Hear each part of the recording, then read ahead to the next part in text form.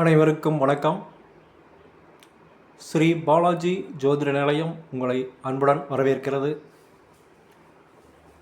இன்னைக்கு பார்க்க போகிற இந்த காணொளியானது குரு தசையில் விபத்தா அப்படிங்கிற தலைப்பில்.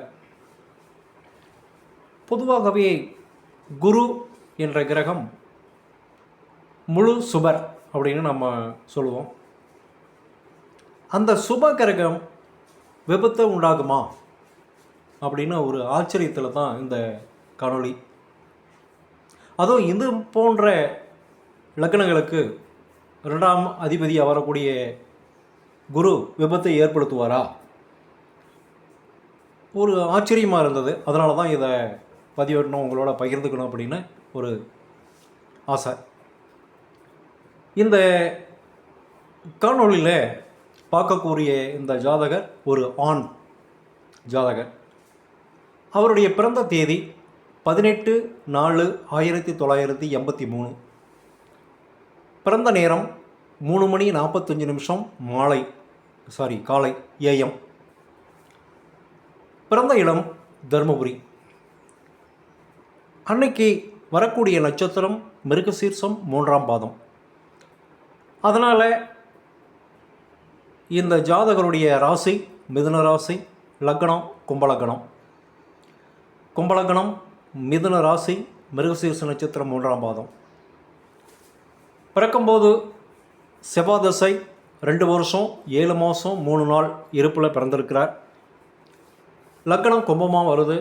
3ஆம் இடத்துல சூரியன் உச்சம், செவ்வாய் ஆட்சி அஸ்தமனம், புதன்.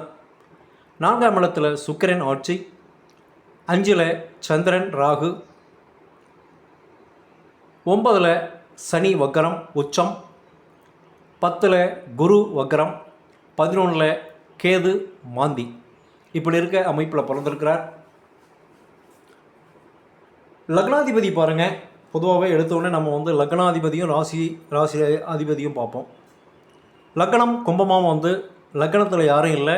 லக்னாதிபதி 9ல் போய் வக்கரமாகி உச்சமாக இருக்கிறார். அதனால் பொதுவாக லக்னாதிபதி உச்சமானால் நல்லது. ஆனால் இங்கே லக்னாதிபதி உச்சமாகி வக்கரம் அடைந்ததுனால இது அவ்வளவு நல்ல பலன் இல்லை. அதனால் லக்னம் ஒரு 50% தான் இருக்குது. சூரியன் பார்வையில் இருக்குது, புதன் பார்க்குறாரு, செவ்வாய் பார்க்குறாரு, மற்ற கிரகங்கள் எதுவுமே பார்க்கல. அடுத்தது 3ஆம் இடத்துல சூரியன் உச்சமாக இருக்கிறார். 7ஆம் அதிபதி 3ஆம் இடத்துல உச்சமாக இருக்கிறார். அதனால் இது என்ன காட்டுது அப்படின்னா, நல்லா தைரியஸ்தானம் 3ஆம் இடம், வீரியம், உழைப்பு, இந்த மாதிரி வெற்றி, இந்த ஸ்தானம். இங்கே 7க்கும் 8க்குமான சூரியனும் புதனும் சேர்ந்து ஆட்சி செவ்வாயோடு இருக்கிறாங்க. செவ்வாய் அங்கே அஸ்தமன செவ்வாய் அங்கே இருக்கிறதுனால இளைய சகோதரன் இல்லாமல் செஞ்சிருச்சு. 4ஆம் இடத்துல சுக்கிரன். 4ஆம் இடத்துல சுக்கிரன் ஆட்சி மாதிரி தெரிஞ்சாலும் அந்த சுக்கிரன் நிற்கிற சாரம் சந்திரனுடைய சாரம். லக்னத்தினுடைய 6ஆம் அதிபதி சந்திரனுடைய சாரம், அதை மறந்துடக்கூடாது. அந்த சாரம் இதை எழுதியிருக்குங்க சைடில். சுக்கிரன் சந்திரன் சாரத்தில் நிற்கிறார். 5ல் சந்திரனும் ராகும். பொதுவாகவே சந்திரனும் ராகுவும் இங்கே 3 டிகிரி வித்தியாசத்தில் இருக்காங்க, ரொம்ப நெருக்கமாக இருக்கிறாங்க.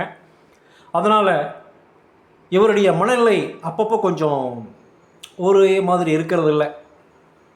நேற்று ஒரு மாதிரி பேசுவார், இன்றைக்கி ஒரு மாதிரி பேசுவார். சந்திரன் வளர்ப்பறை தேய்ப்பறை மாதிரியே மனநிலையும் அந்த மாதிரி இருக்குது. அனுபவத்தில் பார்க்குறோம். இங்கே ராகு நிற்கிற சாரமும் சந்திரன் சாரமே, 6ஆம் அதிபதி சந்திரனுடைய சாரமே. அதனால் 5ஆம் இடமும் டோட்டலாக கெட்டு போய் தான் இருக்குது. 9ல் சனி வக்கரம். பிறக்கும்போது அப்பாவுக்கு சனி வக்கரம் அங்கே நீச்ச பலனை செஞ்சிருச்சு. அதாவது உடல்நிலை, அப்பாவுக்கு உடல்நிலை சரியில்லை. அடுத்தது 10ஆம் இடத்துல குரு வக்கரம். 10ஆம் இடத்துல குரு வக்கரம் அப்படிங்கிறது கர்மஸ்தானத்தில். அதனால் இவர் பண்ணக்கூடிய தொழில் என்னாச்சுன்னா, அது செவ்வாயினுடைய வீடு. செவ்வாய் அந்த இடத்த பார்க்குறாரு. செவ்வாயினுடைய வீடு ஆட்சி வீடு. செவ்வாய் தனக்கு 6ல் ஆட்சியில் அஸ்தமனமாகி நிற்கிறதுனால விவசாயம் சார்ந்த தொழில் தான் பண்ணுறார். வக்கரம் அப்படிங்கிறனால இன்னொரு இடத்துல போய் வேலை செஞ்சார். அதுக்கப்புறம் விவசாயம் சார்ந்த தொழில் தான் சொந்தமாக பண்ணிகிட்ருக்கார். 11 கேது. இந்த 11 கேதுவும் மாந்தி இருந்ததுனால இவருக்கு மூத்த சகோதரனும் இல்லாமல் செஞ்சிருச்சு. இப்படி இருக்கிற அமைப்பில் இவர் பிறக்கும்போது செவ்வாய் தசை 2 மாதம், 2 வருஷம் 7 மாதம் 3 நாள், 2 வருடம் 7 மாதம் 3 நாள். அந்த செவ்வாய் அஸ்தமனம், அதனால் ஒரு பெரிய சிறப்பு ஒன்றும் இல்லை, அப்படி தான் சொல்லணும். அதுக்கடுத்தது ராகு திசை நடக்குது. இவருடைய 20 வயசு 7 மாதம் வரையிலும், 2003 வரையிலுமே ராகு திசை. பாருங்கள், ராகு ஏற்கனவே சொல்லிக்கிறோம், ராகு நிற்கிறது சந்திரனுடைய சாரத்தில் நின்று சந்திரனுடைய சேர்ந்துருக்கிறார். அதனால் இவருக்கு படிப்பே சுத்தமாக இல்லாமல் போயிடுச்சு. இந்த ராகு திசை 6ஆம் அதிபதி ராகுனுடைய சாரத்தில் நிற்கிறதுனால, 2ஆம் அதிபதி தொடக்க கல்விக்கு அதிபதி 2 குரு, அவரும் வக்கரம் அடைஞ்சி இருக்கிறதுனால படிப்பு இல்லாமல் செஞ்சிடுச்சு. அதுக்கடுத்தது குரு தசை வருது.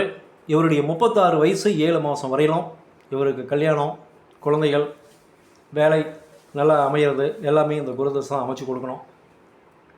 அந்த குரு தசை இவருடைய 2019 வரையிலும் 36 வயசு 7 மாதம் வரையில் நடக்கக்கூடிய குரு தசை.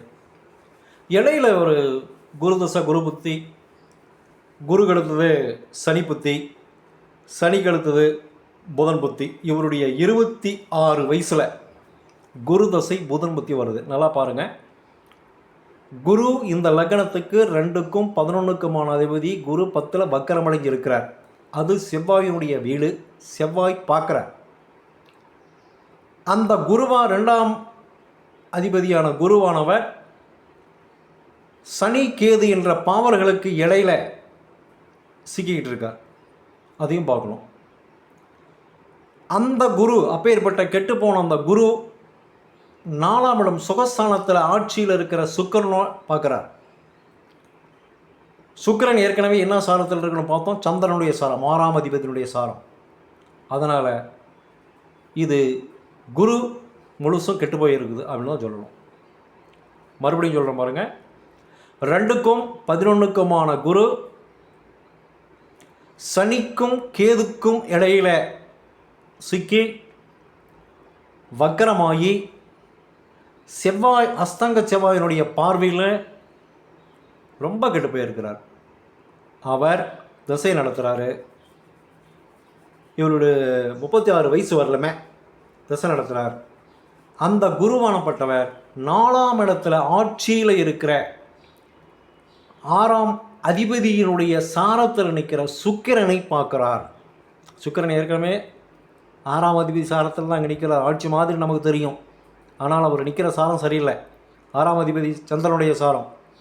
6ங்கிறது நமக்கு தெரியும், நோய், கடன், எதிரி, விபத்து, கெடுதல், இதெல்லாம் நடக்கக்கூடியது.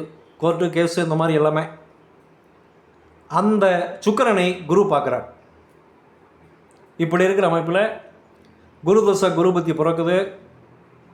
கொஞ்சம் நிலத்தில் பிரச்சனை வந்தது. குரு தசையில் சனி புத்தியில் லக்னாதிபதி சனி தான் நீச்சமாக இருந்தனால அவங்க பங்காளிக்குள்ள பிரச்சனைகள் ஏற்பட்டது, மண் சம்பந்தமான பிரச்சனை. அதுக்கடுத்து குரு தசை புதன் புத்தியில், இங்கே தான் நம்ம நல்லா கவனிக்கணுங்க. குரு ஏற்கனவே டோட்டலாக கெட்டு போயிடுச்சுன்னு சொன்னோம். குரு தசை புதன் புத்தி பாருங்கள், குரு வக்கரமாகி நிற்கிறாரு.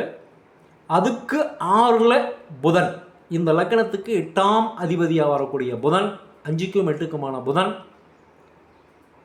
செவ்வாயோட, இரத்த காரகனோட, இந்த செவ்வாய் அஸ்தங்கமாக இருக்கிற அந்த செவ்வாயோட, சூரியனோட, இந்த சூரியன் செவ்வாய் ரெண்டுமே வெப்ப கிரகங்கள். சூரியன் ரொம்ப உச்சமாக இருக்கிறார், பவர்ஃபுல்லாக இருக்கிறார், இந்த 7ஆம் அதிபதி. அந்த சூரியன் செவ்வாயோட புதன் சேர்ந்திருக்கிறார். இப்போ பாருங்கள், அந்த புதன் நிற்கிறது சுக்கிரனுடைய சாரம், குரு நிற்கிறது சனியினுடைய சாரம். இப்போ நடந்துக்கிட்டு இருக்கிறது 26 வயசில் அவருக்கு நடந்தது குரு தசையில் புதன் புத்தி. குருவிலேருந்து அப்படியே பாருங்கள், புதனை 6ன்னு வரும். புதன்லேருந்து குருவை பாருங்கள் 8ன்னு வரும். இந்த 6, 8னுடைய அமைப்பு. குருதசை புதன் புத்திங்கிறது 6-8 அமைப்பு. அதுக்கு சாரம் கொடுத்தவங்களுடைய நிலைமையை பாருங்களேன். குருக்கு சாரம் கொடுத்தவர் சனி, அவரும் வக்ரம். புதனுக்கு சாரம் கொடுத்தவர் சுக்கிரன், இவங்க 2 பேரும் 6-8 வராங்க. பாருங்கள், ஒரு வினோதமான அமைப்பு. குரு தசையில் புதன் புத்தி தான் இவருக்கு 26 வயசில் நடக்குது. அந்த குருவும் புதனும் 6-8 வராங்க. அவங்களுக்கு காலு கொடுத்தவங்க சனியும் சுக்கிரனும். அந்த சனியும் சுக்கிரனும் பாருங்கள், அவங்களும் 6-8 வராங்க. அப்போ குருவும் புதனும் 2 கெட்டு போயிருக்கு. அதற்கு காலு கொடுத்த சாரம் கொடுத்த சனியும் சுக்கிரனும் கெட்டு போயிருக்கு. சனி எப்படி கெட்டிருக்கு? உச்ச வக்கரம். அது இல்லாமல் சுகஸ்தானத்துக்கு 6ஆம் இடத்துல, 4ஆம் இடத்துக்கு 6ஆம் இடத்துல, சுக்கிரனுக்கு 6ஆம் இடத்துல. சரி, சுக்கிரன் எப்படி கெட்டு போயிருக்கு? சுக்கிரன் சுகஸ்தானத்தில் ஆட்சியாக இருந்தாலும் சந்திரனுடைய சாரம் வாங்கி கெட்டுப்போன குருவனுடைய பார்வையை வாங்கி அங்கே இருக்கிறார். அதனால் சுக்கிரனும் சுகஸ்தானமும் கெட்டு போயிருக்கு. தர்மபுரியிலேருந்து கிருஷ்ணகிரி நோக்கி போயிட்டுருக்கும்போது, 2 வீலரில் போயிட்டுருக்கும்போது ஒரு லாரியில் மோதி கடுமையான விபத்தை சந்தித்தார். பாருங்கள், குருதசியாக இருந்தாலும் சுக்கிரன் அப்படிங்கிறத வண்டியை குறிக்குது, சனி அப்படிங்கிறது வியாதி குறிக்குது. அந்த புதன் செவ்வாயோட சேர்ந்து அஸ்தங்கமாயினால, செவ்வாய் இல்லாமல் ரத்தம் இல்லை, இரத்தக்காரகன் செவ்வாய். அதனால் இந்த கிரகங்கள் எல்லாம் சம்மந்தப்பட்டதுனால நடக்கின்ற தசையும் புத்தியும் 6-8, அதற்கு சாரம் கொடுத்தவர்கள் 6-8, இந்த 4 கிரகங்களும் கெட்டு போயிருக்கிறதுனால அந்த டைமில் அவருக்கு விபத்து ஏற்பட்டு இடுப்பு உடைஞ்சிருச்சு. இடுப்பு எலும்பு 26 வயசுலேருந்து இன்னைக்கு வரையிலும் அதை சரி பண்ண முடியல. எவ்வளவோ செலவு பண்ணிட்டாங்க, சரி பண்ண முடியல. சரியாகுமா அப்படின்னு கேட்க தான் வந்தாங்க.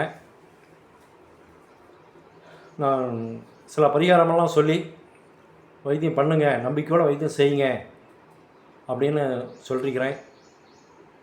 எல்லாம் வல்ல இறைவன் அவருக்கு ஒரு நல்ல பூரண குணமடைஞ்சு அவரும் நல்லா இருக்கணும் அப்படின்னு சொல்லி உங்கள் சார்பில் நான் அவரையும் வணங்கி விடைபெறுகிறேன். நன்றி, வணக்கம்.